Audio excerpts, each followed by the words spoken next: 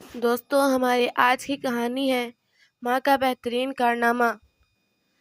आज सुबह सुबह लक्ष्मी जी कुछ ज़्यादा ही जल्दी उठ गई थीं। रसोई घर में से लगातार खटपट की आवाज़ आ रही थी।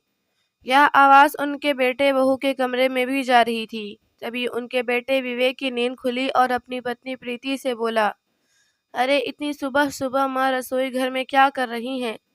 देखूं तो। ऐसा कहते हुए जैसे ही विवेक उठने लगा तभी प्रीति बोली, अरे कहीं जाने की ज़रूरत नहीं है, बिना मतलब अपनी नींद हराम कर रहे हो।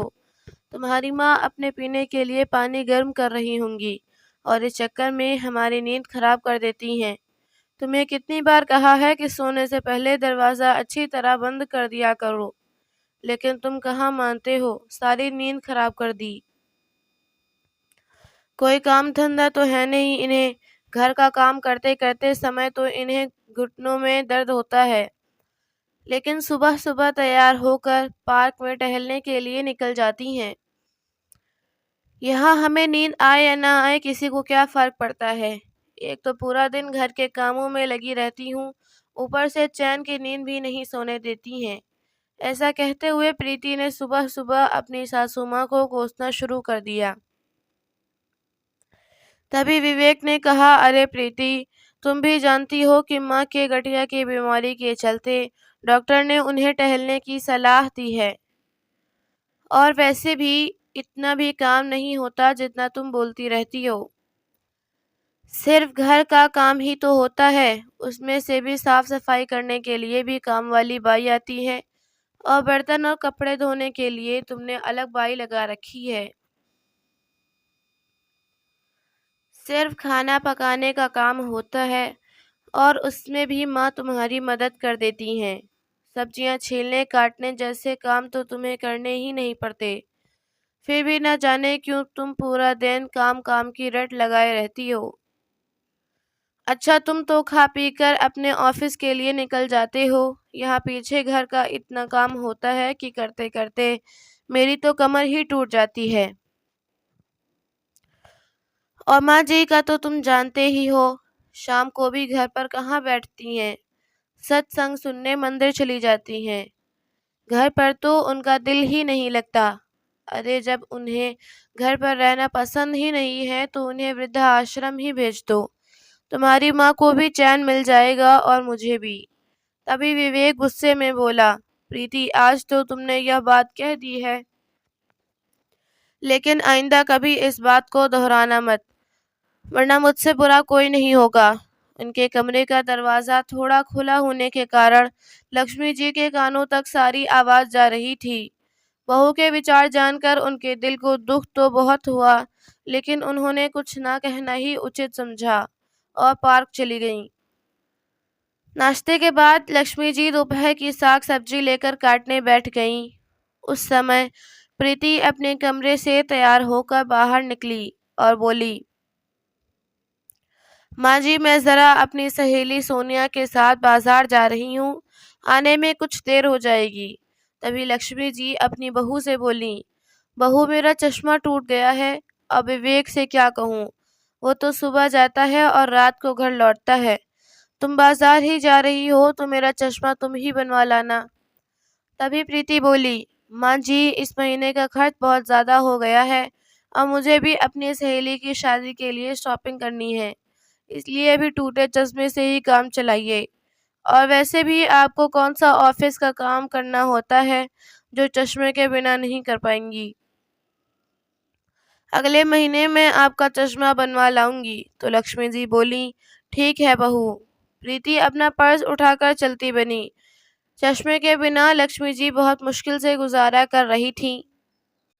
एक दिन उनका पोता सोनू उनके कमरे में बैठकर खेल रहा था। उसने पानी मांगा तो लक्ष्मी जी रसोई घर में पानी लेने गईं, लेकिन बिना चश्मे के कुछ साफ दिखाई नहीं दे रहा था। अचानक उनका हाथ कांच के गिलास से टकराया और ग्लास नीचे गिर गया और टूट गया। जैसे ही प्रीति ने कुछ टूटने की आवाज़ सुनी तो गुस्से से तमतमाती हुई बाहर निकली। फर्श पर देखा तो कांच का ग्लास टूटा हुआ पड़ा था। देखते ही आग बबूला होते हुए प्रीति बोली, भगवान ने दो दो आंखें दी हैं तो देखकर काम नहीं कर सकती आप? मेरा इतना महंगा इंपॉर्टेंट ग्लास तोड़ दिया, मालूम भी है यह मेरी माँ ने दिया था। बिना मतलब इतना नुकसान कर दिया। प्रीति की आवाज़ सुनते ही विवेक बाहर आया। क्या हुआ प्रीति, इतना चिल्ला क्यों रही हो? देखो ना, तुम्हारी माँ ने मेरा इतना महंगा ग्लास तोड़ दिया। जानते हो यह मेरी माँ ने दिया था। तभी विवेक ने कहा, अरे गलती से टूट गया होगा, इसमें इतना चिल्लाने वाली क्या बात है?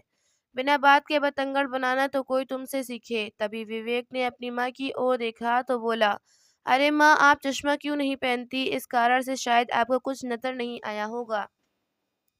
बेटा, वह मेरा चश्मा। अभी लक्ष्मी जी बोल ही रही थी कि प्रीति बोली, भगवान जाने किस दुनिया में गुम रहती है तुम्हारी माँ, बिना मतलब मेरा नुकसान कर दिया। बड़बड़ाते हुए प्रीति अपने कमरे में चली गई। उनकी बहू इतनी बरस पड़ी। दरअसल प्रीति अपनी तथाकथित मॉडर्न सहेलियों का पर काफ़ी प्रभाव था। उसकी अधिकांश सहेलियां या तो अपने सास ससुर से अलग होकर अपनी अलग गृहस्थी बना चुकी थीं, या फिर उन्हें वृद्ध आश्रम भेजकर उनकी जिम्मेदारियों से मुक्त होकर स्वतंत्र जीवित बिता रही थीं। उनकी देखा देखी ही प्रीति पर भी अपनी सास को आश्रम भेजने का भूत सवार हो चुका था। अक्सर प्रीति फोन पर ही चिपकी रहती, कभी अपनी सहेलियों के साथ तो कभी अपनी सास की बुराई करते हुए तो कभी अपनी माँ के साथ अपना घर का हालचाल बांटती। एक दिन जब प्रीति अपनी माँ से बातें कर रही थी तो गेट खुला होने के कारण लक्ष्मी जी ने उनके कानों में कुछ आवाज आई। लक्ष्मी जी ने कहा, बेटा, अपने घर की सारी बातें बताना सही नहीं है। तो प्रीति एकदम भड़क गई और चिल्लाते हुए बोली, माँ जी, इतनी भी आपको तमीज नहीं है कि छिपकर किसी की बातें नहीं सुना करते? अपनी बहू की जासूसी करते हुए आपको बिल्कुल शर्म नहीं आई? प्रीति के इस तरह व्यवहार से लक्ष्मी जी एकदम सुन्न रह गईं। कहती भी तो किससे, लेकिन प्रीति चुप रहने वाली नहीं थी। रात को खाना खाने के बाद जैसे ही विवेक कमरे में आया, उसने फिर से वही जिद पकड़ ली कि तुम्हारी माँ के रहते हुए तो मेरा जीना ही हराम हो चुका है। प्राइवेसी नाम की तो कोई चीज़ ही नहीं है। किसी से फ़ोन पर बात तक नहीं कर सकती मैं। छोटी छोटी सी बातों पर लेक्चर सुनाने चली आती हैं। तुमने कितनी बार कहा है कि अपनी माँ को वृद्ध आश्रम भेज दो, लेकिन तुम हो कि मेरे सुनते ही नहीं। अरे वृद्ध आश्रम इन जैसे बूढ़े लोगों के लिए ही तो बना हुआ है। और फिर तुम्हारी माँ भी अपने उम्र के लोग मिल जाएंगे तो उनका दिल भी लगा रहेगा। तभी विवेक बोला, प्रीति, बड़े बुजुर्ग अगर कुछ समझाते हैं तो हमारे भले के लिए ही समझाते हैं, लेकिन यह सब बातें तुम्हारे दिमाग से बाहर हैं। और मेरी एक बात कान खोलकर सुन लो कि मैं अपनी माँ को कभी वृद्धाश्रम नहीं भेजूंगा। तुम नहीं जानते कि मेरी माँ ने मेरे लिए कितने त्याग किए हैं, और आज जब उन्हें मेरी ज़रूरत है तो मैं उनका ख्याल भी ना रख सकूं, तो लानत है मेरे बेटे होने पर। तभी प्रीति बोली, बस तुम्हें तो अपनी माँ के अलावा इस दुनिया में कोई दिखाई ही नहीं देता। फिर विवेक ने कहा, प्रीति, तुम नहीं जानती कितनी मुश्किलों से मेरी माँ ने मुझे पाल पोस कर बड़ा किया है। खुद भूखे रहकर माँ ने मुझे भरपेट खाना खिलाया है। मैं केवल 10 साल का था जब पिताजी की मृत्यु हो गई थी, और उसके पश्चात माँ मुझे अकेला छोड़कर कहीं नौकरी भी नहीं कर सकती थी। इसलिए उन्होंने घर से ही टिफ़िन सर्विस शुरू की, और शाम को भी जो बहुत थोड़ा समय मिलता था उस समय मुझे पढ़ाने के साथ साथ स्कूल के छोटे छोटे बच्चों को भी ट्यूशन देती थी। दिन रात मेहनत करते हुए माँ ने मुझे इस मुकाम तक पहुँचाया है कि आज मैं इज्जत भरी ज़िंदगी जी रहा हूँ। भले ही माँ के पास इतने पैसे नहीं होते थे, लेकिन फिर भी मेरी हर एक डिमांड को पूरा करती थी मेरी माँ। कहते कहते ही विवेक की आंखों में आंसू आ गए और बोला, प्रीति, मैं सारी दुनिया को छोड़ सकता हूँ लेकिन अपनी माँ को कभी नहीं। विवेक की बातें सुनकर प्रीति भी उस समय चुप हो गई, और उसके बाद कुछ दिनों तक घर में शांति रही। लेकिन जैसे जैसे समय बीतने लगा प्रीति का वही बर्ताव फिर से शुरू हो गया, जिस कारण विवेक फिर से परेशान रहने लगा कि आखिर वह प्रीति को कैसे समझाए। एक दिन प्रीति ने अपने घर पर अपनी सारी सहेलियों को बुलाया और अपनी सासू माँ से कहा, माँ जी, आज मेरी कुछ सहेलियाँ घर पर आ रही हैं आप स्नैक्स बहुत अच्छा बनाती हैं, तो आज आप ही उनके लिए चाय और स्नैक्स बनाना। लक्ष्मी जी के घुटनों में दर्द था, लेकिन फिर भी बहू की बात मानकर दोपहर से ही तैयारियों में जुट गईं। उनके हाथ के बने खाने में इतना स्वाद होता था कि बड़े-बड़े होटल के शेफ भी उनके आगे फेल हो जाए। प्रीति की सहेलियों के आने से पहले लक्ष्मी जी लगभग सारे व्यंजन बना चुकी थीं। तभी प्रीति अंदर आई और पूछने लगी, माँ जी और कितना समय लगेगा? मेरी सहेलियाँ तो पहुँचती ही होंगी। तभी लक्ष्मी जी बोली, बाकी सारा काम हो चुका है, बस जब तुम्हारी सहेलियाँ आएंगी तो मैं चाय बना दूंगी।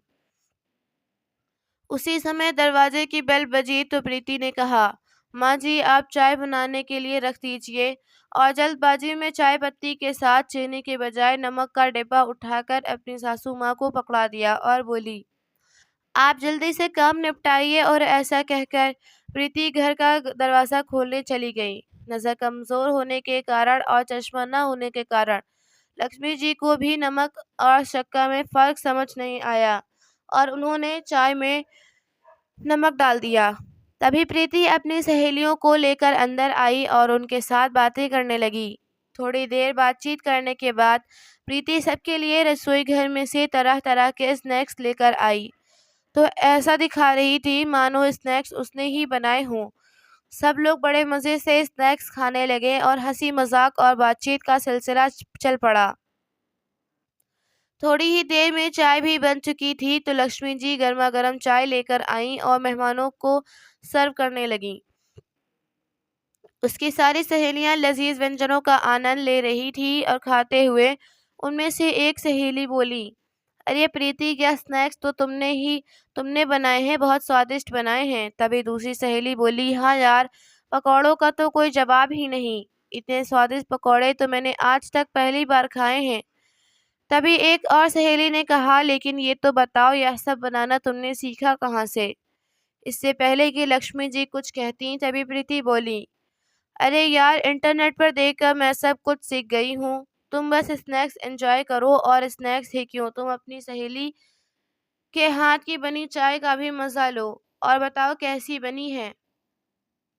प्रीति ने कहा तो उसकी सहेलियां बड़े उत्साह के साथ चाय पीने लगीं, लेकिन जैसे ही उसकी सहेलियों ने चाय पीनी शुरू की तो सबके मुंह का स्वाद बिगड़ गया। कुछ सहेलियां वॉश बेसिन में कुल्ला करने लगीं तो वहीं बाकी सहेलियां, जिन्होंने अभी तक चाय पीनी शुरू नहीं की थी, उन्होंने चाय वापस रख दी। उनका यह रवैया देखकर प्रीति हैरान रह गई। उसने तुरंत चाय उठाकर थोड़ी सी चखकर देखी तो जोर से चिल्लाई, मां जी, यह आपने क्या किया? क्या आपको इतना भी नहीं पता कि चाय में नमक नहीं शक्कर डाली जाती है? कम से कम देख तो लिया होता। आपको तो बिल्कुल भी अक्ल नहीं है। तभी प्रीति की सारी सहेलियां कहने लगीं, यह क्या प्रीति, तुमने तो कहा था कि स्नैक्स और चाय तुमने बनाए हैं, फिर नमक भी तुमने ही डाला होगा। तभी लक्ष्मी जी विनम्र भाव से बहू की सहेलियों को बोली, गलती तो मुझसे हुई है। चाय मैंने ही बनाई थी और ढंग से नजर न आने के कारण नमक भी मुझसे ही गलती से डल गया होगा। मुझे माफ करना बेटा। तभी प्रीति की एक सहेली, जो बहुत अच्छे स्वभाव की थी, उठकर लक्ष्मी जी के पास आई और उन्हें गले से लगाते हुए बोली, नहीं आंटी जी, आप हमसे बड़ी हैं तो प्लीज माफी मत मांगिए। छोटी मोटी गलतियां तो हो ही जाती हैं। उसके बाद प्रीति ने उन्हें कुछ न कहना ही उचित समझा। जब उसकी सारी सहेलियां अपने घर चली गईं तो प्रीति ने तो जैसे घर में तूफान ही खड़ा कर दिया और लक्ष्मी जी से बोली, मुझे एक बात समझ में नहीं आती कि आप मुझे चैन से जीने क्यों नहीं देती। आखिर आप चाहती क्या हैं? अपनी सहेलियों के लिए मैंने थोड़ा सा काम करने को क्या कह दिया? आपने तो पूरे नमक का डिब्बा ही चाय में उड़ेल दिया। अगर कुछ नहीं बनाना था तो बोल दिया होता, लेकिन इस तरह मेरी बेइज्जती करवाने की क्या ज़रूरत थी? तभी लक्ष्मी जी बोली, बहू, मैंने तो अपनी तरफ से सब कुछ अच्छा ही बनाया था, और जब चाय बनाने लगी तो नमक का डिब्बा भी तुमने ही मेरे हाथों में दिया था, यह कहकर कि मेरी सहेलियां आ गई हैं, जल्दी से चाय बना दो। अब यदि मुझसे वह नमक चाय में डल गया तो इसमें मेरा क्या कसूर था? अभी यह सब बातें चल ही रही थीं कि विवेक भी घर आ गया और प्रीति को गुस्से में देखकर उसने कारण जानना चाहा, तो प्रीति ने चिल्लाकर उसे सारी बातें बताईं। तो विवेक बोला, प्रीति थोड़ा ध्यान तो तुम्हें भी रखना चाहिए था कि माँ की अब उम्र हो चली है, तो कम से कम काम उन्हें हाथ बटा देती। और माँ आप चश्मा क्यों नहीं लगाती? जब भी आप चश्मा नहीं लगाती तो कुछ न कुछ उल्टा ही हो जाता है। मुझे बताइए, आपने अपना चश्मा कहाँ रखा है? मैं अभी लेकर आता हूँ। तभी लक्ष्मी जी बोली, बेटा दरअसल यह है कि मेरा चश्मा कुछ समय से टूटा हुआ है, जिस कारण मैं ढंग से देख नहीं पाती और मुझसे कोई न कोई गलती हो जाती है। तो विवेक बोला, आप भी कमाल करती हैं माँ, आपका चश्मा टूट गया था तो आपने मुझे बताया क्यों नहीं? फिर लक्ष्मी जी ने कहा, बेटा मैं तो बहू को कहा था, लेकिन बहू ने यह कहकर बात टाल दी कि इस बार का खर्चा बहुत हो गया है तो पैसे नहीं बचे। अगले महीने वह मेरा चश्मा बनवा कर ले आएगी। यह बात सुनकर विवेक ने प्रीति की ओर प्रश्नवाचक निगाह से देखा तो प्रीति अपना बचाव करते हुए बोली, हाँ तो क्या हुआ, आखिर हूँ तो इंसान ही, भूल हो गई मुझसे। फिर विवेक ने कहा, प्रीति जैसे तुम इंसान होकर गलती कर सकती हो, वैसे मेरी माँ भी एक इंसान ही है और छोटी सी गलती पर तुम उन पर ऐसे चिल्लाने लगती हो जैसे उन्होंने कोई बहुत बड़ा गुनाह कर दिया हो। तुम्हारे रोज रोज के इस व्यवहार से मैं तो परेशान हो चुका हूँ। विवेक की इतनी बात सुनकर प्रीति का गुस्सा 7वें आसमान तक पहुंच गया और जोर से चिल्लाते हुए बोली, तुम्हें तो सिर्फ अपनी माँ ही नजर आती हैं। तुम्हारी जिंदगी में मेरे होने या ना होने से तुम्हें फर्क नहीं पड़ता। अगर ऐसी ही बात है तो ठीक है, मैं अपने मायके ही चली जाती हूँ। आज के बाद मेरा तुमसे और तुम्हारे इस घर से कोई लेना देना नहीं है। ऐसा कहते हुए प्रीति गुस्से में पैर पटकती हुई अपने कमरे में गई और बैग निकालकर अपने और अपने बेटे के कपड़े पैक करने लगी। फिर लक्ष्मी जी उसके पास आई और हाथ जोड़कर उसे विनती करने लगी, बहू मेरे कारण तुम दोनों अपनी गृहस्थी क्यों खराब करते हो? यदि तुम्हें मेरी उपस्थिति पसंद नहीं है तो मैं ही वृद्धा आश्रम में चली जाती हूँ। तभी विवेक वहां आया और बोला, नहीं माँ, आपको हाथ जोड़ने की कोई ज़रूरत नहीं है और आप इस घर से कहीं नहीं जाएंगी। यदि प्रीति को आपके साथ रहना पसंद नहीं है तो वह यहाँ से जा सकती है, लेकिन मैं आपका साथ कभी नहीं छोड़ूंगा और अब इस रोज़ रोज़ के झगड़े से मैं तो परेशान आ चुका हूँ। प्रीति ने अपना सारा सामान पैक किया और जैसे ही जाने लगी तो विवेक से बोली, अगर तुम चाहते हो कि हमारी गृहस्थी फिर से बसे तो अपनी माँ को वृद्धा आश्रम में छोड़ देना, मैं वापस आ जाऊंगी, नहीं तो मैं यहाँ कभी लौट कर नहीं आऊंगी। ऐसा कहकर प्रीति अपने मायके चली गई, लेकिन विवेक ने उसे रोकने की कोशिश नहीं की क्योंकि अब वह इस समस्या का हल चाहता था। आज घर में जो कुछ भी हुआ था वह सब देखकर लक्ष्मी जी बहुत ज्यादा चिंता में पड़ गईं। फिर विवेक के पास आकर बोली, बेटा तुम कोई ऐसा कदम मत उठाना जिससे समस्या और बढ़ जाए। मेरे कारण तुम्हारी गृहस्थी खराब हो जाए यह मैं बिल्कुल नहीं चाहती, इसलिए मैं कल ही वृद्धा आश्रम चली जाऊंगी। फिर तुम बहू को घर वापस ले आना। फिर विवेक बोला, नहीं माँ, गृहस्थी किसी एक इंसान के भरोसे नहीं चलती, इसमें दो लोगों का बराबर योगदान होता है। लेकिन यहाँ तुम्हारी बहू किसी भी तरह का योगदान देना ही नहीं चाहती, अब उसे उसकी भाषा में ही समझाना पड़ेगा। ऐसा सोचते हुए उसने कहीं फोन लगाया। उधर प्रीति जब ससुराल से झगड़ा कर कर अपने मायके आ गई तो उसने माँ बाप की उसकी चिंता सताने लगी, परंतु किसी ने कुछ कहना उचित न समझा। 2 दिन उसकी भाभी ने भी उसकी खूब खातिरदारी की, मगर तीसरे दिन जब प्रीति अपने माता पिता के साथ बैठी हुई थी तो उसकी भाभी ने खाना लगाया। खाने के प्लेट देखते ही प्रीति के पिता उसकी भाभी से बोले, बहू सब्जी में तेल बहुत ही ज़्यादा है, तुम्हें तो मालूम है कि मैं ब्लड प्रेशर का मरीज़ हूँ, इसलिए तेल थोड़ा कम डाला करो। तभी उसकी भाभी गुस्से से बोली, पिताजी यह तो आपका रोज़ रोज़ का काम है, कभी आपको सब्जी में तेल ज़्यादा लगता है तो कभी चाय में शक्कर, और कुछ नहीं तो सूखी रोटी का रोना रोने लगते हैं। मैं तो परेशान हो गई हूँ इस रोज रोज की किटकिट से, बिना रुके सारा दिन काम में लगी रहती हूँ, ऊपर से आप लोगों की यह टोका टाकी।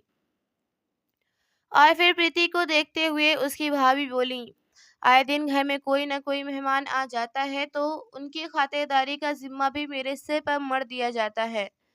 ना तो मुझे यहाँ प्राइवेसी मिल पाती है और ना ही मैं अपने हिसाब से जी पाती हूँ। अब मुझसे नहीं होता आप सब लोगों की खातिरदारी। मेरी अपनी भी जिंदगी है जिसे मैं आराम से जीना चाहती हूँ। थक गई हूँ सारा दिन आप सबकी नौकरी करते करते। अब मुझे आप लोगों से अलग रहना है। प्रीति अपनी भाभी की ऐसी बातें सुनकर हैरान रह गई, फिर बोली, भाभी जरा सी तो बात है, आप इतना गुस्सा क्यों कर रही हैं? तभी उनकी भाभी बोली, दीदी आपके बीच में बोलने की कोई ज़रूरत नहीं है। यह हमारे परिवार का मामला है और आप अपना घर देखिए। आप इस घर की मेहमान हैं तो मेहमान ही बनकर रहिए। फिर प्रीति गुस्से से बोली, भाभी आपकी हिम्मत कैसे हुई मुझे मेहमान कहने की? इस घर की बेटी हूँ मैं। मेरा भी इस घर पर पूरा हक है। तभी उसकी भाभी कड़कड़ाती आवाज में बोली, जी नहीं दीदी, यह आपका घर नहीं है। आपका घर तो वह है जिसे आप छोड़कर यहाँ बैठ गई हैं। अपनी भाभी को ऐसे बोलते देख प्रीति तो उसे देखती ही रह गई। उसे अपनी भाभी का यह व्यवहार बहुत बुरा लगा। फिर थोड़ा संयम रखकर प्रीति बोली, भाभी लेकिन पापा ने ऐसा भी क्या कह दिया जो आप इतना चिढ़ गईं और आप अलग रहने की बात कर रही हैं? मुझे तो हैरानी हो रही है। आप तो कभी ऐसी नहीं थी। आप तो हमेशा हंसते हुए सारे घर का काम करती थी और माँ बाबूजी दोनों को खूब इज्जत करती थी। लेकिन अब ऐसा क्या हो गया कि आप पिता समान अपने ससुर के साथ इतना बुरा व्यवहार कर रही हैं? तभी प्रीति की भाभी बोली, क्यों इसमें हैरानी वाली क्या बात है? आजकल तो कोई लड़की अपनी सास ससुर के साथ रहना ही नहीं चाहती। सभी लड़कियां अपने सास ससुर की जिम्मेदारियों से मुक्ति पाना चाहती हैं, अपना अलग परिवार बसाना चाहती हैं। उन्हें अपना पति तो पसंद है लेकिन उसके माता पिता जिन्होंने उसे पैदा किया है उनकी सेवा करना नहीं चाहती। ज़्यादा दूर क्यों जाना, आप अपने ससुराल में ही देख लीजिए। आपके साथ दिन भर आपके साथ घर के कामों में आपका हाथ बटाती हैं, लेकिन फिर भी अपनी सास की उपस्थिति आपको अपने घर में इतनी खटकती है कि अपनी सास को वृद्धा आश्रम भेजने की जिद लगाकर अपने मायके आकर बैठ गई हैं। जब आप खुद अपनी सासू माँ से मुक्ति पाना चाहती हैं तो फिर आप ये सब बातें मुझे कैसे कह सकती हैं? अपनी भाभी की ये बातें सुनकर प्रीति की आंखों से आंसू छलक पड़े और माँ की ओर देखने लगी। तभी उसकी माँ ने उसे एक जोरदार तमाचा उसके गाल पर जड़ दिया। अपनी माँ का ऐसा व्यवहार देखकर प्रीति हैरान रह गई और बोली, माँ आप लोगों के साथ भाभी इतना बुरा व्यवहार कर रही हैं और थप्पड़ आप मुझे लगा रही हैं। तभी उसकी माँ गुस्से से बोली, बेशर्म लड़की, जब तुम अपनी सास पर चिल्लाती हो, इन्हें इतनी बातें सुनाती हो, यहाँ तक कि उनसे अलग रहने की जिद में उन्हें वृद्धा आश्रम भेजने पर अड़ी हो, तब तुम्हारे यह विचार कहाँ जाते हैं? जिस इंसान के पैरों से तुम ऐश करती हो उसी के जन्म देने वाली माँ को डांटती फटकारती हो, उनकी बेइज्जती करती हो, तब तुम्हें इस बात का कोई एहसास नहीं होता है कि सास माँ समान होती है। तब तुम अपना आप बिल्कुल नहीं समझती। अपने माँ बाप के साथ ऐसा व्यवहार देखकर तुम्हें कितना दुख हो रहा है। इतनी बात सुनते ही प्रीति की नज़र शर्म से झुक गई। बेटी, मैंने तुम्हें कितना समझाया कि अपने ससुराल की बातें ससुराल तक ही सीमित रखा करो। अपने मायके में कोई बात बताने की ज़रूरत नहीं है। हमारी परवरिश तो ऐसी नहीं थी। मैंने कभी तुझे गलत सलाह नहीं दी थी, लेकिन आज तूने जो हरकत की है उसके कारण हमारी परवरिश पर भी सवाल उठेंगे। तेरे ससुराल वाले तो यही सोचेंगे कि तेरी माँ ने ही तुझे अपनी सास को वृद्धा आश्रम भेजने की सलाह दी है, गलत बातें सिखाई हैं। क्या आज से पहले तूने अपनी भाभी को इस तरह हम लोगों से बात करते हुए देखा है? अरे वाह, तो कभी ऊंची आवाज में बात नहीं करती थी, लेकिन तुम्हारी देखा देखी तुम्हारी भाभी पर भी गलत प्रभाव पड़ रहा है। अपनी माँ की बातें सुनकर प्रीति को एहसास हुआ कि जो कुछ भी थी वो अपनी सास के साथ कर रही थी, उसके कारण ही उसके माँ पिताजी भी अब सब वही झेल रहे हैं। आखिर एक इंसान जो भी करता है वही उसके सामने आता है। यही कुदरत का अटल नियम है। बहुत देर वह सोच विचार में बैठी रही। रात हो चुकी थी, लेकिन उसे नींद नहीं आ रही थी। अगले दिन सुबह होते ही प्रीति ने अपना सामान पैक कर लिया और अपने ससुराल वापस लौट आई। जैसे ही प्रीति अपने ससुराल वापस पहुंची तो लक्ष्मी जी उसे अपने सामने देखकर हैरान रह गईं। इससे पहले कि वह कुछ बोल पाती, प्रीति उनके पैरों में गिर गई और बोली, माँ जी, मुझे माफ़ कर दीजिए। मेरी आंखों पर स्वार्थ की पट्टी पड़ गई थी, जिस कारण मैं आपके साथ इतना बुरा व्यवहार कर बैठी। अपनी बहू को इस तरह माफ़ी मांगते देख लक्ष्मी जी ने उसे उठाकर अपने गले से लगाया और फिर बोली, मैंने आपको कितना कुछ सुनाया, लेकिन आपने पल भर में मुझे माफ़ कर दिया। अपनी सासू माँ के गले लगकर प्रीति खूब रोई। लक्ष्मी जी ने अपने पल्लू से उसके आंसू पोंछे और उसे चुप करवाया। लेकिन लक्ष्मी जी की यह बात समझ नहीं पा रही थी कि आखिर 2 दिन में ऐसा क्या हो गया जो प्रीति उल्टे पांव वापस आ गई और रोते हुए उनसे माफ़ी मांगने लगी। विवेक, जो ऑफिस जाने के लिए अपने कमरे में तैयार हो रहा था, प्रीति की आवाज़ सुनकर बाहर निकला। सास बहू को इस तरह गले लगते देख उसके चेहरे पर मुस्कान आ गई। तैयार होकर घर से बाहर निकला तो सबसे पहले उसने अपनी सासू माँ को फ़ोन लगाया और उनकी मदद के लिए उन्हें शुक्रिया अदा करते हुए बोला, माँ जी, धन्य हैं आप। अगर सभी माँ बाप अपने बच्चों को गलत हरकतों पर उनके साथ ना देते हुए उन्हें इसी तरह सही रास्ते पर लाएं तो कोई घर परिवार कभी नहीं उजड़ेगा। कहते कहते विवेक की आंखों में आंसू आ गए। दरअसल हुआ यूं था कि जिस दिन प्रीति विवेक से झगड़ा कर कर अपने मायके गई थी, उसी दिन विवेक ने अपनी सासू माँ को फ़ोन किया और सारा किस्सा बयान कर दिया था और इस मामले में उसने मदद मांगी थी। प्रीति की माँ अपने दामाद और समधन को खूब अच्छी तरह से जानती थी, इसलिए आज जो कुछ भी प्रीति के मायके में हुआ, वह सब प्रीति के माता पिता और भाभी का सोचा समझा नाटक था, तभी वह प्रीति को सही रास्ते पर ला सकें। आज प्रीति बहुत खुशी से अपने घर का सारा काम कर रही थी और लक्ष्मी जी के साथ खूब हंस बतिया रही थी। जब विवेक घर लौटा तो चीखने चिल्लाने की आवाज़ों के स्थान पर हंसी ठिठोली की आवाज़ें पूरे घर में गूंज रही थीं। यह नज़ारा देखकर विवेक सोचने लगा, प्रीति की माँ की तरह यदि सभी माता पिता समझदारी से काम लें तो बहुत से घर उजड़ने से बच जाएंगे। दोस्तों, आपको हमारी कहानी कैसी लगी? कमेंट करके ज़रूर बताएं।